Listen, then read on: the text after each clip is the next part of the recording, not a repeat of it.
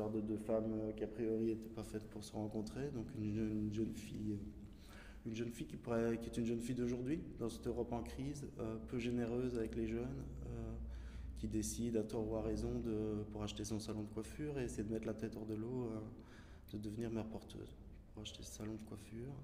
Et puis on a une femme, une quarantaine d'années, qui ne peut plus avoir d'enfants pour des questions à cause d'un cancer dont elle a survécu. Et ces deux femmes-là se rencontrent. Il se fait que l'une cherche une fille, l'autre cherche une mère. Et puis il va se passer quelque chose entre ces personnages qui fait que elles vont peu à peu s'apprivoiser et s'adopter. Et puis dans le film, il y a aussi deux langues. Dans le film, il y a aussi deux empires face à face, la France et l'Angleterre, chacun ayant oui, leurs questions, leurs tabous, leurs interrogations. On pourrait presque dire que le film aborde aussi l'accouchement sous X, côté français, qui est, je pense, quelque chose d'unique au monde, puisque je pense que ça existe juste en France et au Luxembourg. Et puis la GPA, qui est autorisée dans certaines conditions assez strictes en Angleterre. Ben, voilà, ça me plaisait bien de les mettre face à face. Et puis aussi la question des langues, puisque le film est bilingue, à la fois en français et en anglais.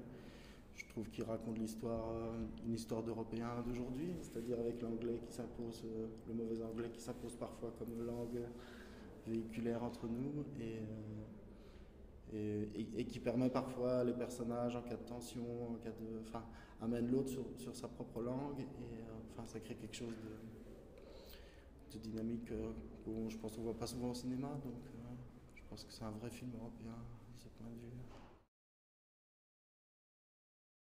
Les gens croient parfois qu'on répète beaucoup au cinéma, en fait on répète jamais. Là on s'est enfermé 15 jours. Voilà, on a cherché le film plus organiquement, plus charnellement et voilà, ça n'a pas de prix et ça permet sur le plateau d'aller peut-être un peu plus haut, peut-être aller différemment, qu'on a déjà labouré le terrain. Donc le montage s'est fait pendant le tournage, donc je tournais plus ou moins jusqu'à 18h et puis de 18h à 2h du matin je montais tous les jours. Ça a permis c'est pas de rattraper des coups, c'est d'aller plus loin, d'aller différemment, de réécrire sans cesse, de manière permanente. Et puis le film était aussi est quand même pas mal en plan séquence, donc on sort avec le souvenir de la journée, on fait assez vite les choix. On fait probablement un film contre un autre comme réalisateur, donc la régate, il n'y avait pas un seul gros plan. Ici, dès le début, j'ai senti que c'était un film de visage, en fait. Voilà, le visage, quand on regarde quelqu'un, quand on voit un visage,